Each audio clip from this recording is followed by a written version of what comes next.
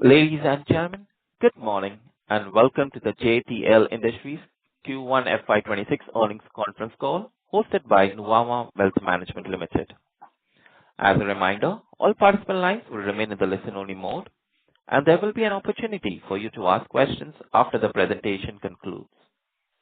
Should you need assistance during the conference call, please signal the operator by pressing star, then zero on your touchtone telephone. Please note that this conference is being recorded.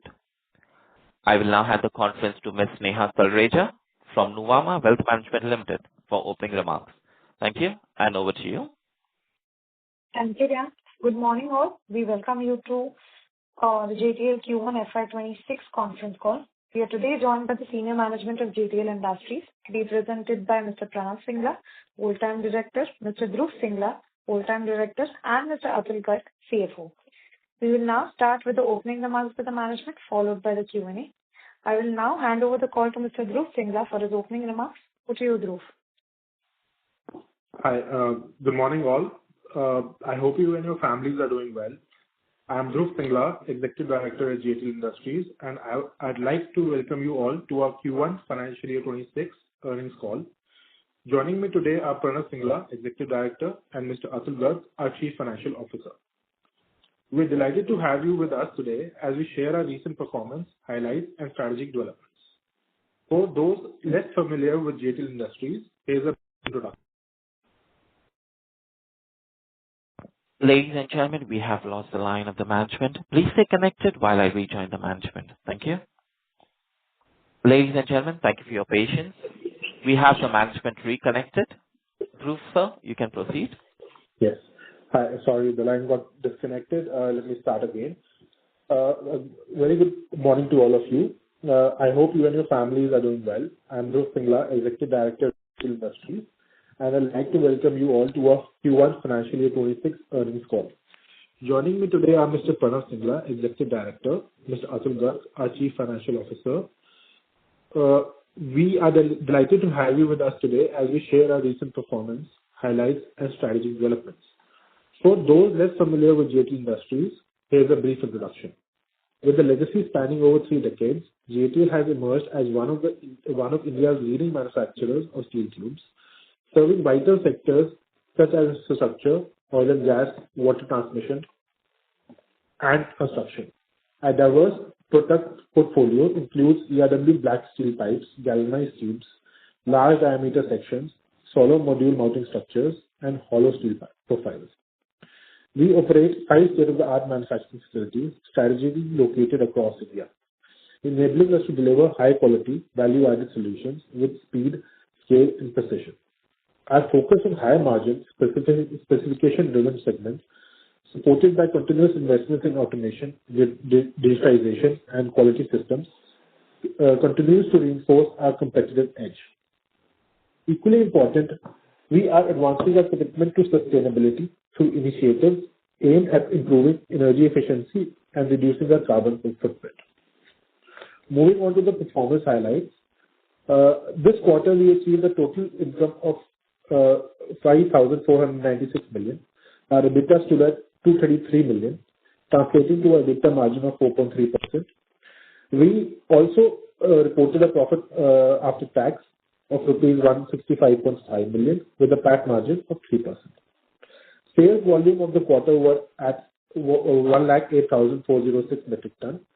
Value-added products accounted for 20% of the sales mix, aligning with our focus on higher margin offerings. Export volume stood at 6,404 metric tons for the quarter, which constitutes 6% of our total sales. During the quarter, we initiated plans for the commissioning of a new ASC and API grade pipe market. Through these products, JTL will become one of the very few manufacturers in India with the capability to produce larger diameter, higher thickness API grade ERW pipes, thus placing us in the exclusive league of technically advanced players. This investment will aid in expanding our footprint in high grade segments such as oil and gas, water transmission, and city gas distribution. These markets typically yield EBITDA margins of 7,000 to 8,000 per metric ton, making this development significantly value accretive. I would also like to highlight that JTL Industries has commissioned production of ultra-thin 0.04 mm brass foil through a strategic job work arrangement, making its entry into a higher value niche segment. Known for its low friction and corrosion resistance, this product caters to sectors like defense, aerospace, industrial electronics, and EMI RFI shielding. The job work model allows cost-effective scalability and quality control by leveraging external expertise. This initiative aligns with JTL's strategy to increase value-added products from 24% to 50% of sales, complementing this investment in DFT technology. Backed by 1,000+ dealers and exposed to 20+ countries. And SKUs of 1,500+ SKUs, JTL is well positioned to grow in specialized high-margin markets. I would like to reiterate that the aim behind this diversification is threefold. Firstly, to enter a high-demand niche market with limited competition. Secondly, to expand the value-added portfolio, which will subsequently secure our margins. And lastly, to diversify across alloys so as to reduce dependence and avoid slowdown during an industry downturn. Not only are we focusing on returns, but also making ourselves as irreplaceable and exclusive as possible. As we are undergoing a heavy capex cycle in the new SKUs, the current margins don't reflect the actual margins the company shall be achieving in future.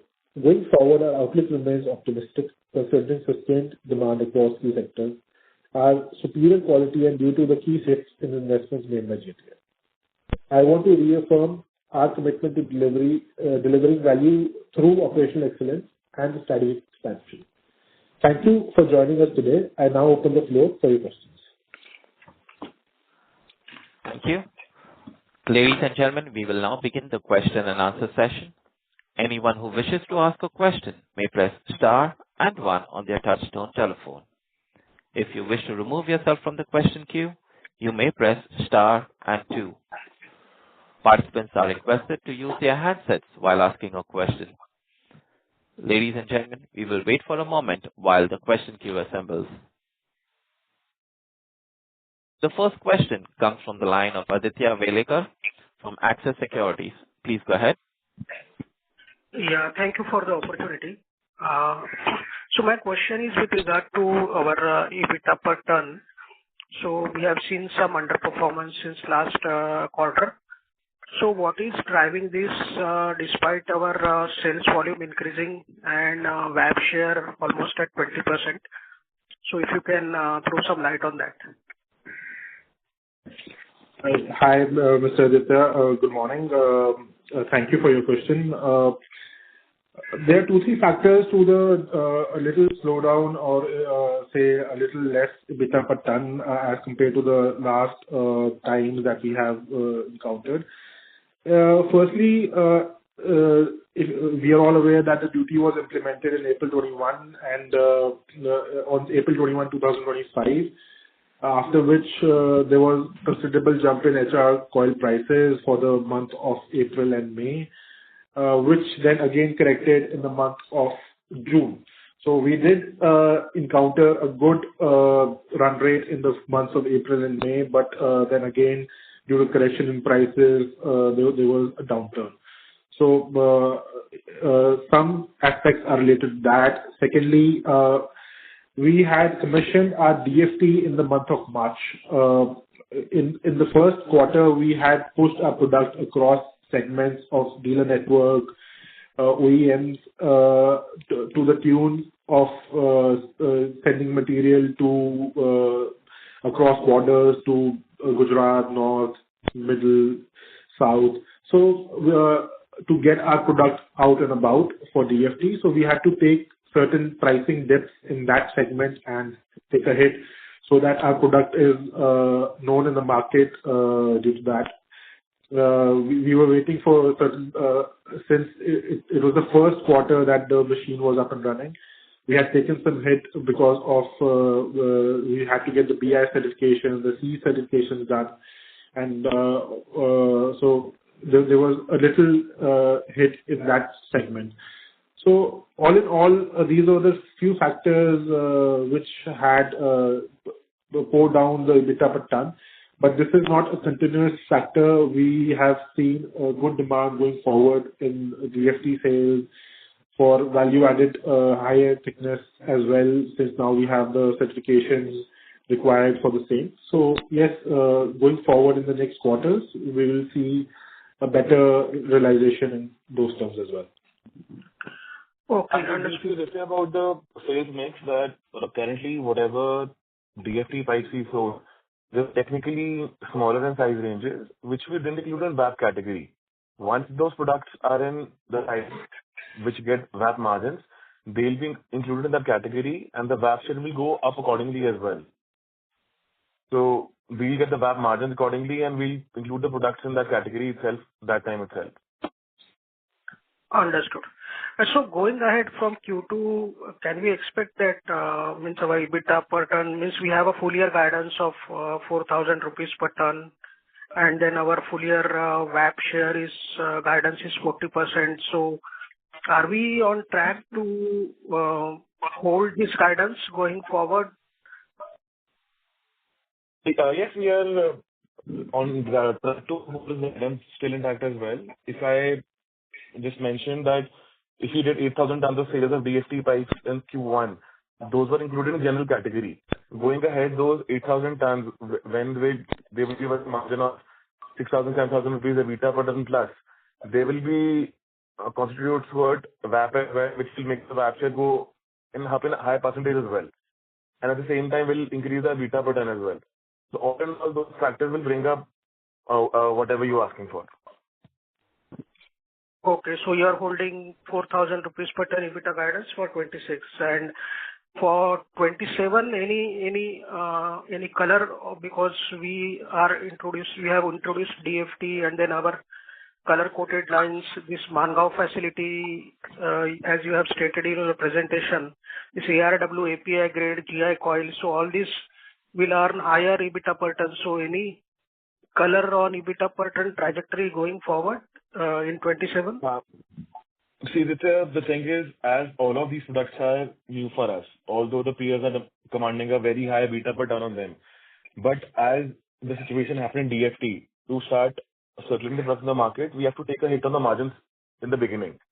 That might happen once we lose those products as well. But eventually, once everything is established and up and running in a proper way, we will get a much higher EBITDA per ton. But to guarantee what kind of EBITDA per ton we'll be getting in FY27 Q1 or H1 of FY27, that is something that we're not even clear about right now ourselves as well. Going ahead, as the production picks up, as the certifications are received, and as the product is spread in the market, we will be able to command a higher EBITDA. That is something that we can guarantee. But in quantifying the amount right now, because of the whole situations, at times the duty being applied as well and external factors as well, we are not very clear about what kind of EBITDA per ton we can do. Yeah, to add to that, there are a lot of contingencies, as Pranav said, in the market that we have to take care of. So we would be able to say a minimum of the guidance that we already provided. But say the contingency right now, we had implemented the DFT, thought of opening newer markets of USA, Canada, which now due to Trump tariffs are not, nobody's interested or nobody's looking at buying material from our markets. So everything is on a wait and watch scenario. So we have to live with that scenarios and wait for things to get better. Understood. And anything on volume front, means we were targeting 5 lakh tons in 26.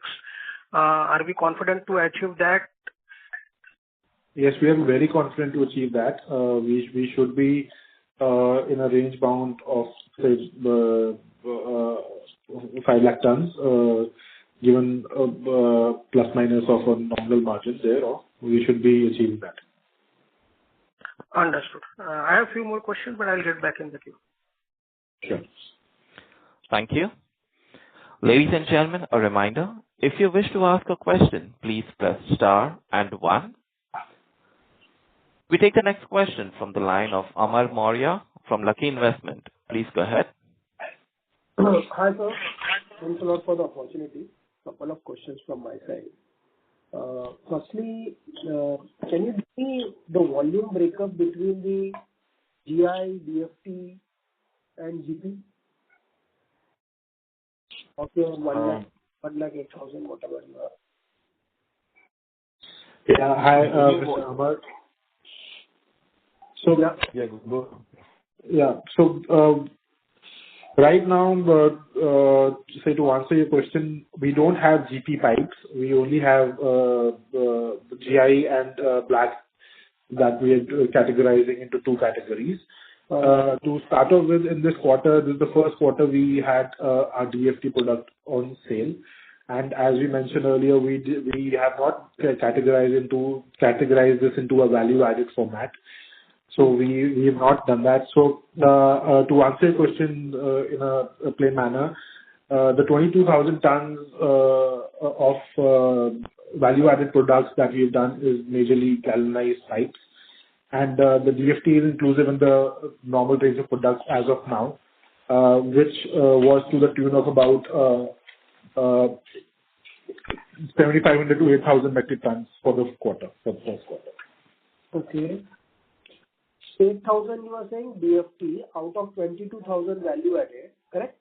No. 22,000 value added is galvanized alone. 8,000 DFT is in the normal range of products that we have. Galvanized It is in the general category. Galvanized will come in separate category? No, so how we define our VAP is, under the VAP, we include products which give us EBITDA per ton of 5,000 rupees plus, which is generally galvanized pipes for us since beginning. As we have just launched DFT right now, we were not able to include DFT in VAP category because it didn't give us a margin of 5,000 rupees EBITDA per ton. Once the product gives us a margin of 5,000 rupees plus, the DFT sales, which was to the tune of 7,500 tons in this quarter, will be added to the VAP category. So basically, you are saying GP is basically 22,000, correct? And DFT 8,000. We make GP pipes right now. Galvanized iron pipes is what we make, which is in the VAP category. Correct. Galvanized pipe GP is 22,000. DFT 8,000, which is into general category. And rest all is basically GI pipe, GI and black pipe, correct? No, sir. No, you are confusing the entire scenario. We are not into GP pipes. Pre-galvanized pipes we are not making. We are making two kinds of products. First is the galvanized iron pipes, GI pipes, that is galvanized after making the pipes on zinc coating on top of black pipes. Okay. That is 22,000 tons. The rest is a general category black pipes that we have made, which includes DFT at the moment of 7,500 tons. This is what it is. Galvanized iron pipe is a part of value added, and galvanized black pipe is a part of general, and in that DFT there is no galvanized black pipe, sir. So black pipe. There is only black pipe. Normal black pipe. Okay. Okay. And secondly, sir, in terms of your EBITDA per ton, is there some impact of inventory loss also included into your EBITDA per ton of 2,000 rupees ton? Yes. As I mentioned with the question of Mr. Aditya Velikar, the first 2 months after implementation of the duty, we saw a sharp increase in prices of HR coils. In the third month of June, we saw a correction in prices. So, in third month, there was inventory losses related to the decline in prices after the sharp increase. Okay. And how much more impact do you think the high cost inventory ka impact? And normally, what is your buying pattern? How do you basically buy the inventory? I mean, if you can help us understand? Because see, normally these kind of fluctuations will be very common, right? But if we should be able to hedge this. I mean, what is our policy? How do we buy the inventory so that we are immune from all these scenarios? So the black coils or HR coils or iron is not a commodity that we can hedge. First of all, it is not a non-ferrous product. You cannot hedge, but I'm saying, yes. How do you So normally we are sitting in Q1, and we are looking at Q1 results at the moment, normally, it's a cyclical industry. The Q1 and Q2 are fairly slower than Q3 and Q4. In the Q1 and Q2, we encounter monsoon. We encounter fluctuations in the market scenarios wherein the prices can go up or go down as well. So here, when we look at the entire year of a normal steel industry, we see that these losses on inventories or gains on inventories set off each other in the 4 quarters that we have. Because in some quarters there will be losses on inventory, in some quarters there will be normal gains as well on inventory. So that is how the entire year looks at.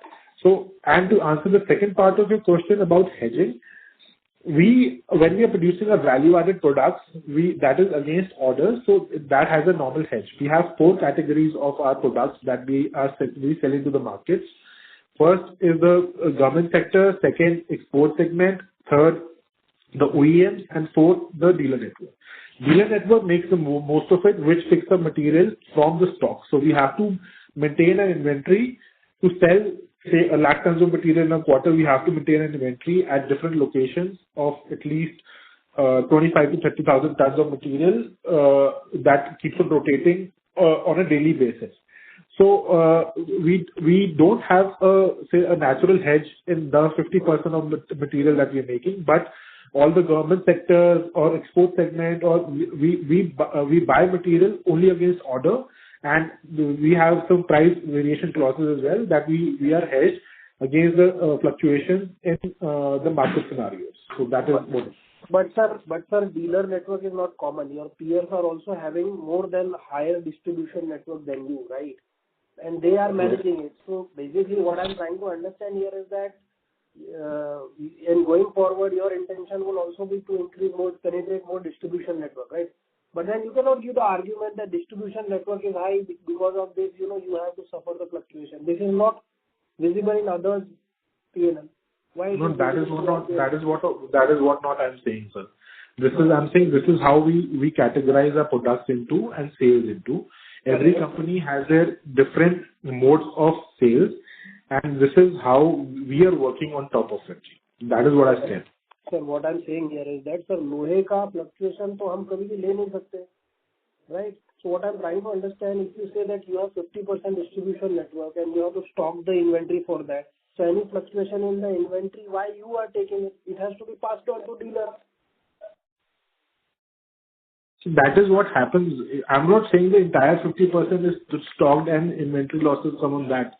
Correct. A lot of material in that is sold and a lot of material in that is unsold. We only get the fluctuation on the unsold part. So sir, unsold part, so basically unsold part, so you are saying unsold part you are accounting it, then it can reverse, let's say once you sold it? Yeah. So I didn't understood, sir. This is the accrual accounting method, no? Sir, आप जो बेचते हो उसका ही revenue और उसका ही cost book करोगे ना? जो नहीं बिका उसका कैसे आएगा? उसकी बहुत इन्वेंट्री प्राइस तो कम हो गई ना आपकी. अगर आपकी कॉस्ट एक्सेस ऑयल की पहले थी ज्यादा, उसका नेचर ऑयल की प्राइस नीचे हो गई है, उतना हिट तो मेरे को इन्वेंट्री में मेरा आएगा ना. I didn't understood. सर, अब आज मेरे पास 1000 टन माल पड़ा है, उसके अंदर मेरे पास 1000 टन माल 100 रुपए पे लिया हुआ है. आज मार्केट 90 रुपए हो गया, तो 90 रुपए पे अगर मैं माल बेचने जाऊंगा तो कुछ माल मेरा 100 रुपए पे बिका होगा, बाकी माल तो मुझे 90 रुपए पे बेचना पड़ेगा ना. So what was your inventory loss currently in this quarter? How much was the actual number of inventory loss which you had booked? It's close to 1,000 rupees EBITDA per ton, which is in the overall loss of schemes. Sorry? It is close to 1,000 rupees EBITDA per ton in inventory loss. 1,000 rupees inventory loss was there in this quarter. Okay. Per ton. Okay. And secondly, in terms of your capacity, when you say you have a capacity of 22,50,000, and so how much is the pipe? And one side you mentioned pipe capacity is 9,36,000. So what is the difference of this? What is this? Color coated sheets? Hello? Boss, we have given a full breakup of our capacities, what we have No, on our presentation. We can please refer to the presentation and get back on the questions. Can you please move on to the next question? Sure.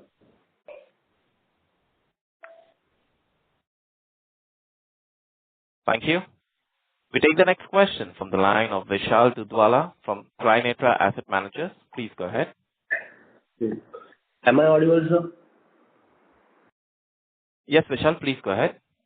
So my first question is, revenue per ton fell from 56,000 to 54,000 on Q-on-Q basis, despite higher volumes, which end market saw the sharpest price drop.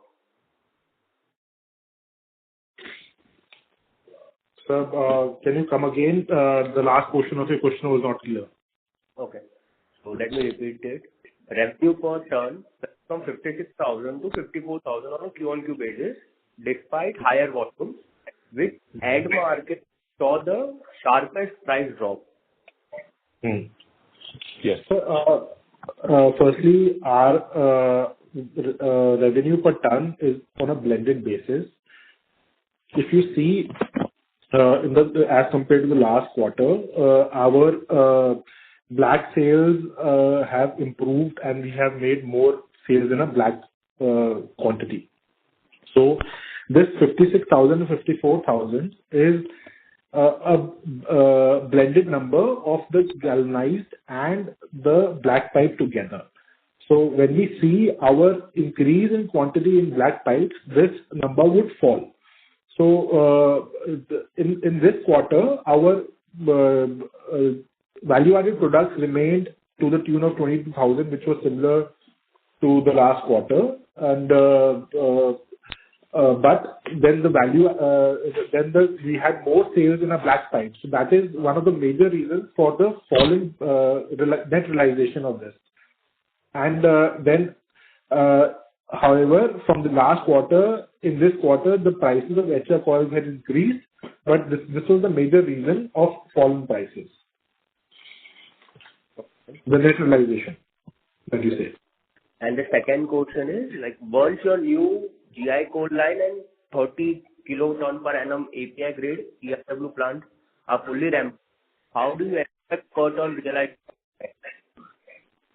So your voice cracked again. I'm sorry. Okay, let me repeat. Your new GI coal line and 300 kiloton per annum API grade ERW plant are fully ramped up. How do you expect per ton realization to trend?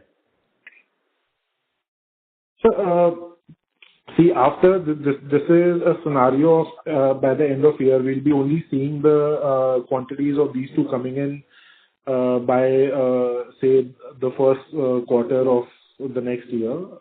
Something would come in the last quarter as well. So the third quarter realization for the same trend onwards. But again, we have to put in this material, as we mentioned earlier, we have to put in this material to the market test and penetrate into the new markets that we are not presently available in or present in. So we have to probably will have to penetrate by giving a higher amount of discount than our competitors in these markets. So if we it's safe to say that we'll be having a higher net realization, but not just on the fully ramp up. We will have to take another 6 months for this to ramp up in the next year to the full capacity, and then we will be able to answer your question related to this. If we talk about the present scenario, we can see a net realization going up to about 2,000 to somewhere between 2,000 to 3,000, but that is according to today's scenario. Okay. Got your point. Like, I will wait in the queue for the next question. Thank you for now. Thank you. Ladies and gentlemen, if you wish to ask a question, please press star and 1. We take the next question from the line of Jyoti Singh from LIC Mutual Fund. Please go ahead. Hello. Hello. Yes, Jyoti, please go ahead. Yeah, hi. Actually, just wanted to know, last quarter, when I asked that there was a rise in steel prices, but we did not see any sort of benefit coming in Q4. You had told that that will come in Q1, but in this quarter as well, we are seeing that blended realization is down. Also, the EBITDA pattern has been hit. So what has happened totally? Where are the benefits? In fact, there is there is an inventory loss. So can you explain the entire thing that has gone to it? Hey, Jyoti. Hope you're doing well.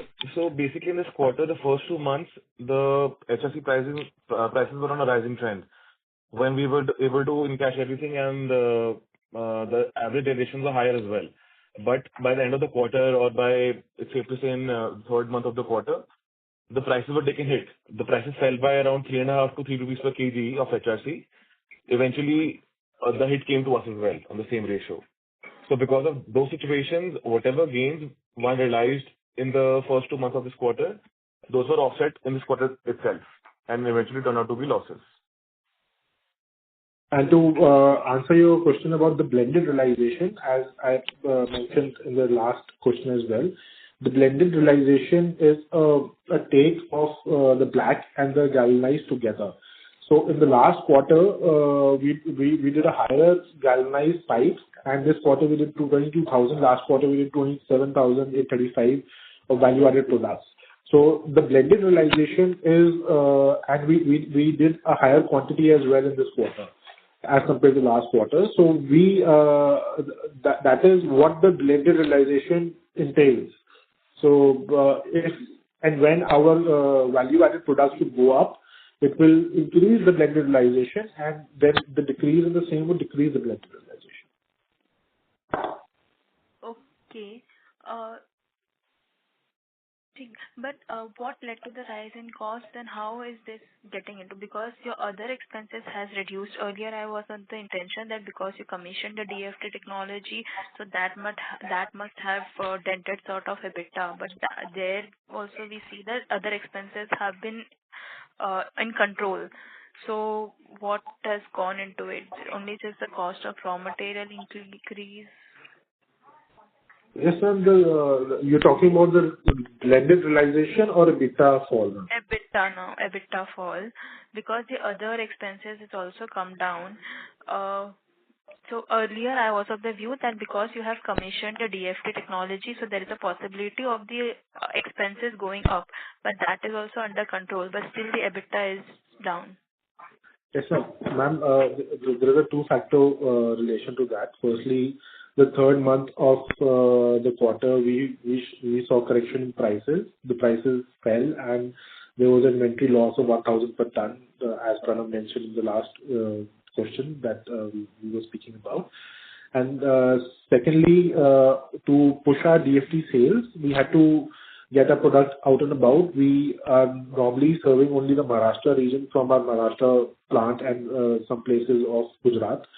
But to get up the DFT product out and about in the pan-India basis, we had sent the product to Gujarat, North,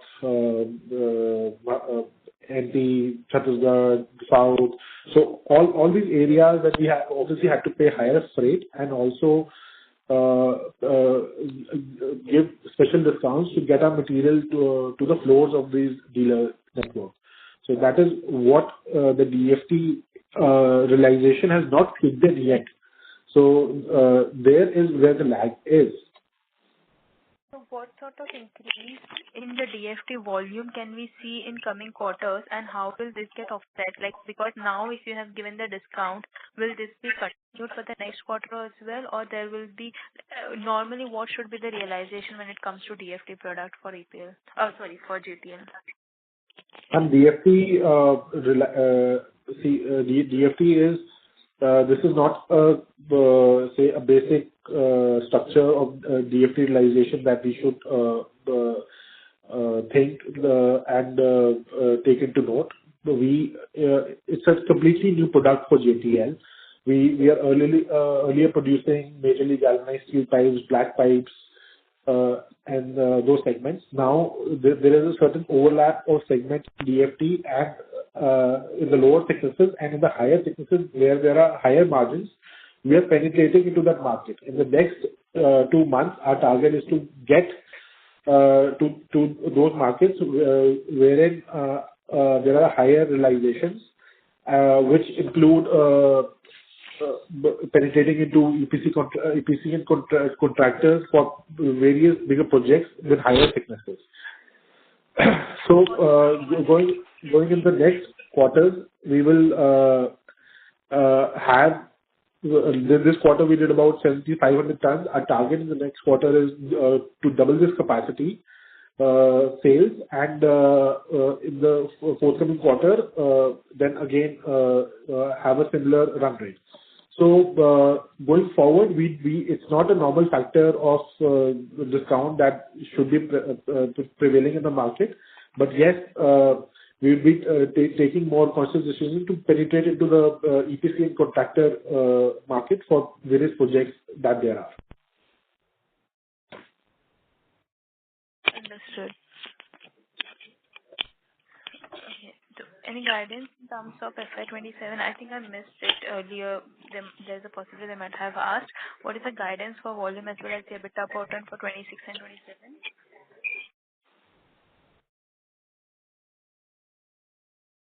The guidance for this year is we'll stick to 5 lakh tons of sales volume.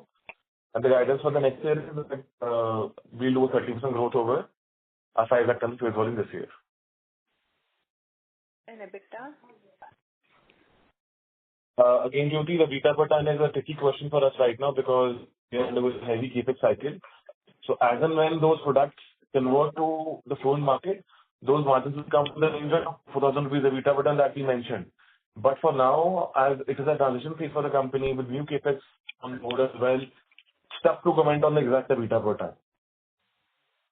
Our target eventually is to reach a EBITDA per ton of in FY28 of 5,000 rupees plus. That is something safe we can be assured of. When can we expect the DFT to ramp up completely?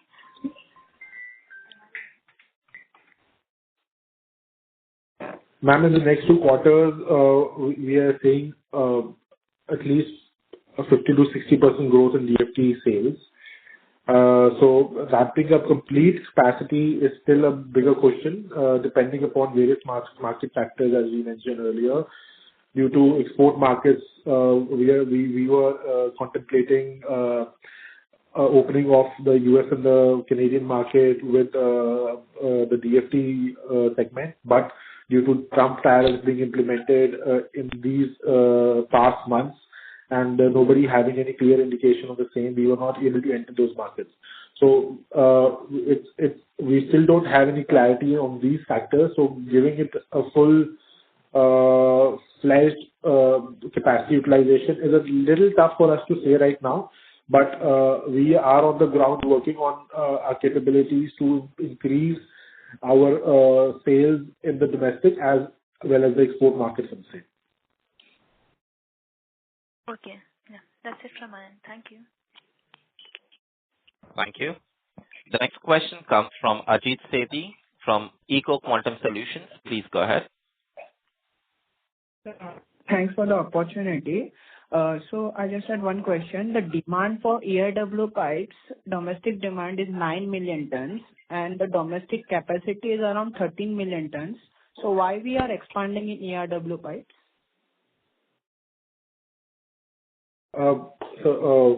We are not exactly expanding in the same capacity that we already have. ERW pipe segment is a very less research segment upon the data that you have is, we exactly don't know how well corroborated that is, to be really honest and not to offend anybody here. But if you see our expansions that we are doing are not only in the ERW segment. We are when we expanded in DFT, it was the structural steel segment, which is replacing the angle channels girders. Now, the second set of expansion that we recently announced is the API grade, which goes into oil and gas segment, water transportation segment, larger dia pipes. We are expanding our SKU range. We are not expanding specifically the SKUs that we were earlier producing. Second part of our expansion is the sheeting or the pre-galvanized CR coils, pre-coated coils, this segment, so which is not exactly related to the ERW segment, is used in making various type of ERW pipes, which is pre-galvanized pipes, coated pipes, open sections. So that is a different area of expansion. Okay. Thank you. The next question comes from the line of Lokesh Kashikar from Smith Institutional Equities. Please go ahead. Yeah. Hi, sir. Good morning. A couple of questions from my side. The first one is basically on the realization front. So you said that the third month in the last quarter was basically has been the realization has been subdued. Because of that, we have to realize inventory losses. So how has been the scenario right now? Has the prices has been picked up? And what EBIT or inventory carrying losses we expect to going to carry on basically in quarter two?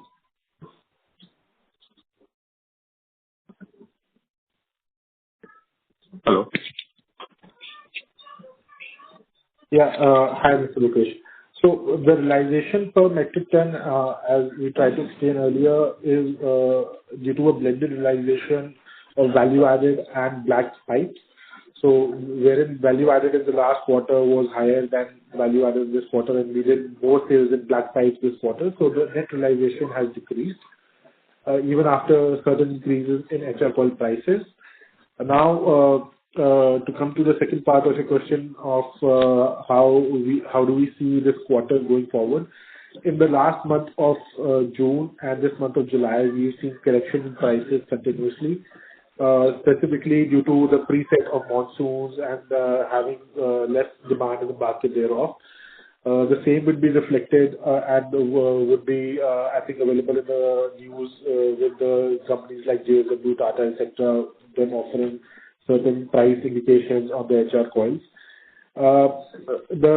We can say that there were inventory losses in the last month of June, and this month, since we've been buying newer products at the newer prices, so they will be subsiding in this quarter, and going forward, we will have to see how the next 2 months are due to the monsoons and the demand thereof.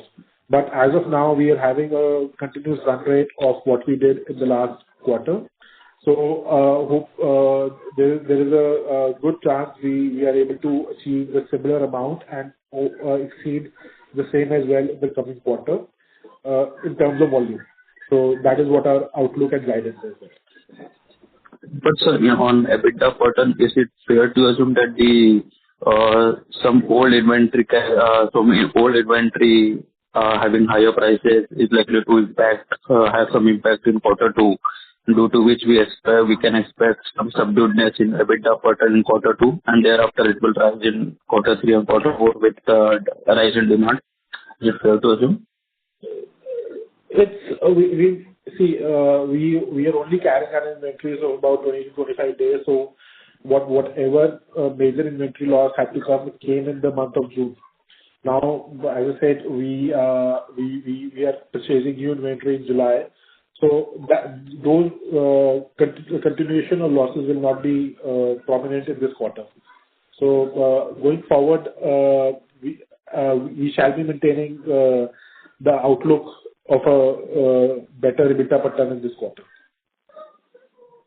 Sure. And secondly, sir, we have recently basically commissioned our capacity basically on the DFT lines in Mangaon plants. So you have already said some traction has been achieved, and we have sold around 7,500 crores of metric tons of volume in Q1. But you have already said that you have sent some products in the region of Gujarat and other places. So just wanted to know how has been the acceptance over there of our product, and where do you see that the demand to come from that area, And secondly, when do you see that the realization on the DFT products to get to achieve around 5,000 metric per ton or that kind of EBITDA per ton? So, the initial motive to send materials to dealer networks all around India was to showcase our product. And the acceptance has been phenomenal since it's a state-of-art machinery that we've put, and acceptance has been phenomenal. That is the reason we are capable to say right now that second quarter demand, we are experiencing higher demand in second quarter. So to add to this, when we supply to the dealer network, we are supplying for a lower thickness scenario there, which eventually is going for construction of buildings and replacing segments such as channels, I-beams, girders. So that is what the replacement is of this pipe. So there has been a considerable push with the dealer networks to replace them. Going forward, now we commissioned our higher thickness splitting line as well in the last month. We are capable to supply thicknesses up to 14 mm. So now we are targeting the EPC contractors and affiliations to organizations like BNC, MMRDA, wherein we will be capable to supply to projects like metro, railways, and airports. So and also the building projects of multi-story buildings. So this is when we are able to supply to the project sites. This is where the EBITDA per ton margin will kick in. So that is what we are currently penetrating into and endeavoring for. Okay. And so just some last questions. So basically, our interest costs are almost doubled on quarter-on-quarter basis. So why is it so? And what is your gross debt number? And the capex we incurred in quarter one, and what we envisage for FY26? Yeah. So, interest cost is doubled? Looking, there is only a slight increase in interest cost. I think it's not double if you look correctly. And the major increase in interest cost has come from subsidiary of clubbing of a subsidiary, which is JTL Engineering. And in first quarter, we did a capex of close to 50 crores, and we'll be having the same run rate of 50 crores per quarter, or somewhat a little more in the last quarter for this financial year. Okay. But sir, is it fair to assume that the run rate of 2.7 to 2.8 crore of finance cost to continue ahead on quarterly basis? Yes, it's fair to assume this. Okay. Okay. Thanks. That's it. Thank you. Thank you.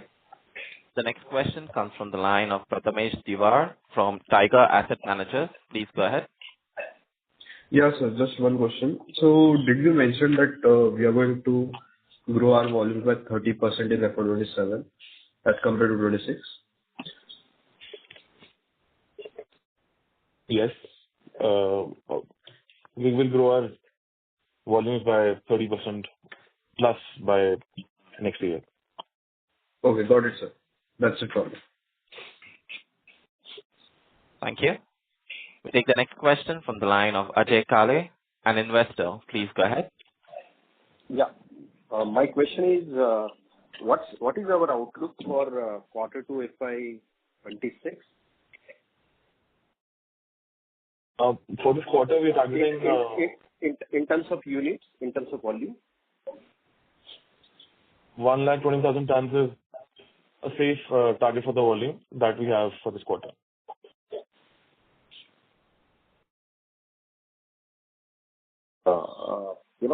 The numbers, because in last meeting you said you will divide 5 lakh metric ton, mainly first half will be 2.5 metric ton and the second half will be 2.5 metric ton. So this quarter we achieved 1.08. So if I add 1.2, then we will miss the volume target. So why are we planning the lower volume for this quarter? No, this is a safe target for us. Obviously, our aim is to achieve a bigger number than that. And when I mentioned last year, the average run rate for this, I was saying in this way that our capacity expansion, which will be part of our GP calls, is coming in third quarter, which will be increasing the volume flow as well. So the run rate, how it will happen is, if we miss out some volume of 2.5 lakh tons in Q1, we will end up covering a much more bigger number than that in H2. See, I Because of the understand. new capacity. Typically, the future always looks bright, but why we can't achieve the numbers 2.5 metric tons? So is there any specific reason? Is it the ground inventory? Is it the demand, or is there any other thing which is No, it stopping is us from just the ramping up our capacity. We are ramping up our new DF capacity, mentioned a few quarters. So if I'm saying that we maybe be out of 2.5 lakh tons by 10,000 tons in Q1 or 12,000 tons in H1. So it's not even a 5% gap that I'm talking about, which will eventually cover up in H2.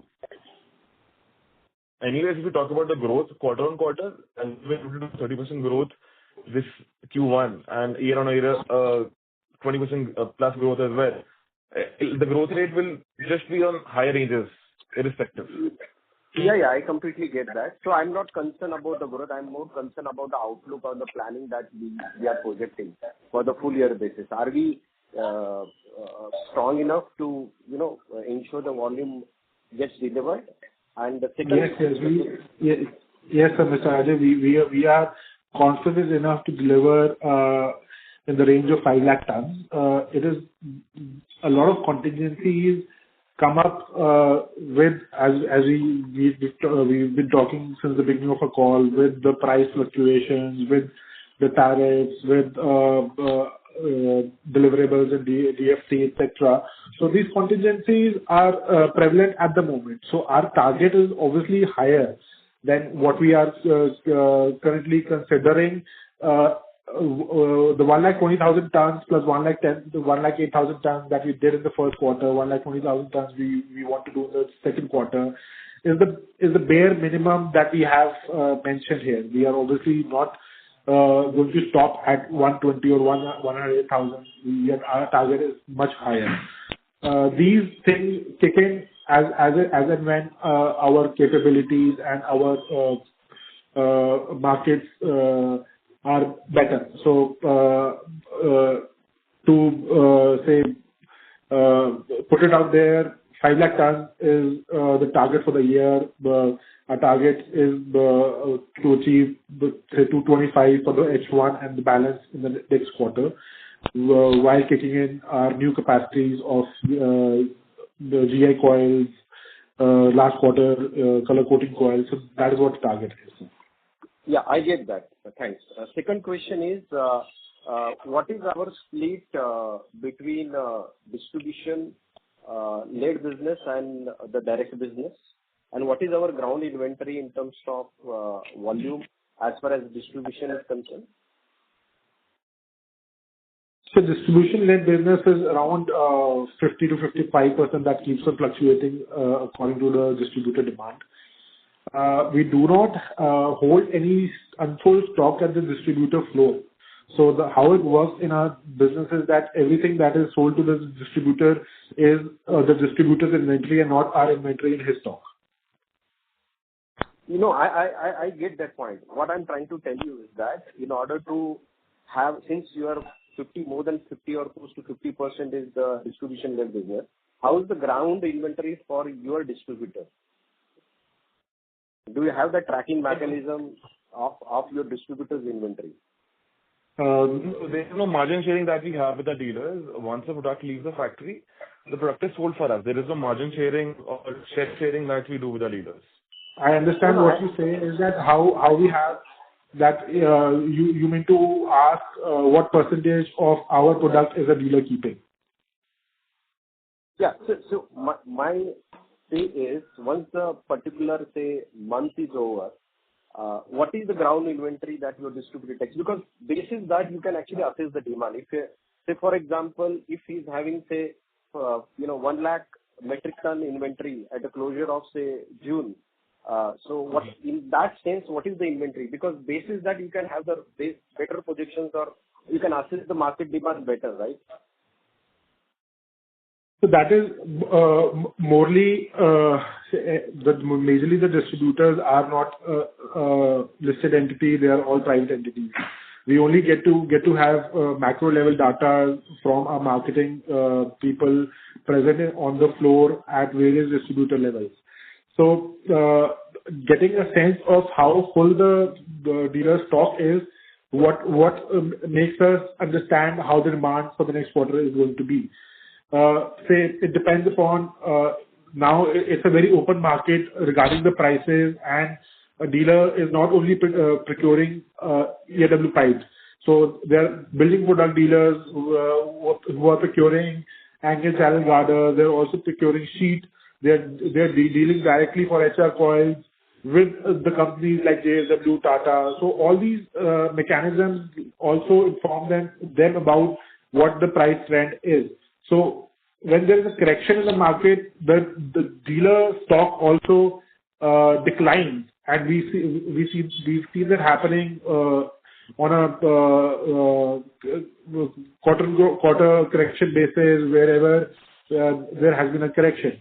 So the demand, they shift to a back-to-back demand basis when the price correction happens. But when the price increases, then that is where the dealer starts stocking up. So this is how the basic mechanism of the market on the dealer front is. However, OEMs, they know this is the minimum quantity they need to produce, so they have a fixed demand per month basis. Sir, I get what you just said, but still my questions remain unanswered. So, is there any mechanism by which we have the inventory of our product? I'm not concerned about the other companies' product. Our products, whatever we sell to our distributors, do you have the mechanism to? No. So we don't. Nobody has that mechanism in the market. I believe we don't have that mechanism to know how much of our product is unsold on his, because the products are common. If you do not see the stamping on the product, we can't get to know if it's April Apollos or JTLs. So that is not visible from the naked eye. Okay. Yeah. Thank you. We take the next question from the line of Aditya Velekar from Axis Securities. Please go ahead. Yeah, just a couple of questions. We have seen that means this capacity, we have slightly raised it upward from 20 lakh, from earlier target of 20 lakhs to 22.5 lakhs. So from funding perspective, we are comfortable, right? Means we are not planning any additional funding.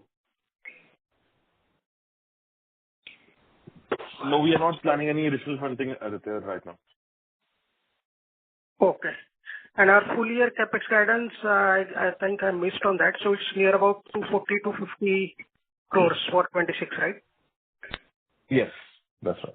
It can be plus minus 10% as well, given on the machine as it price, but it's in the range of. Understood. On the exports, when I asked earlier, so you were seeing some impact of Trump tariffs and all. So we have a target of 10% exports for FY26. And so how do you foresee that area? Means, do you see some headwinds emerging for our DFT products or other products in exports market?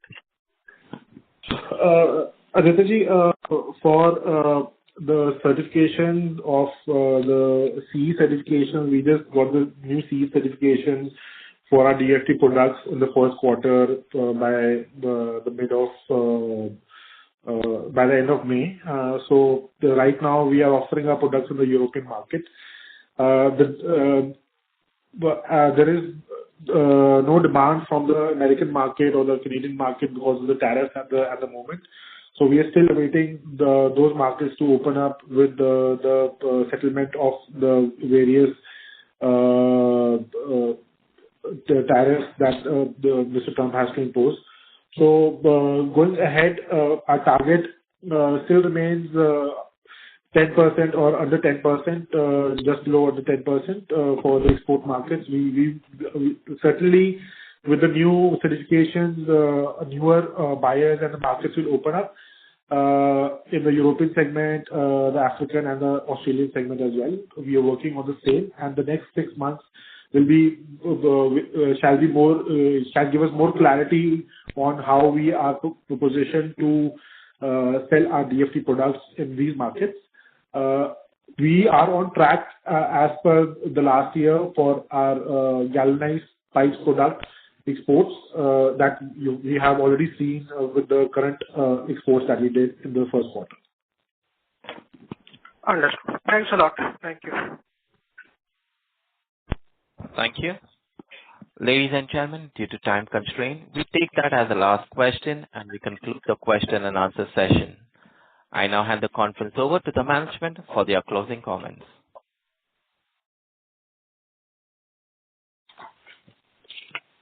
Hi, everybody. Again, thanks a lot for your time and your will to come out and listen to us for our Q1 results. Well appreciated. See you in the next quarter earnings calls. Thank you. Thank you. On behalf of Nuvama Wealth Management Limited, that concludes this conference. Thank you for joining us, and you may now disconnect your lines. If you found this video helpful, please like, share, and subscribe for latest upcoming videos.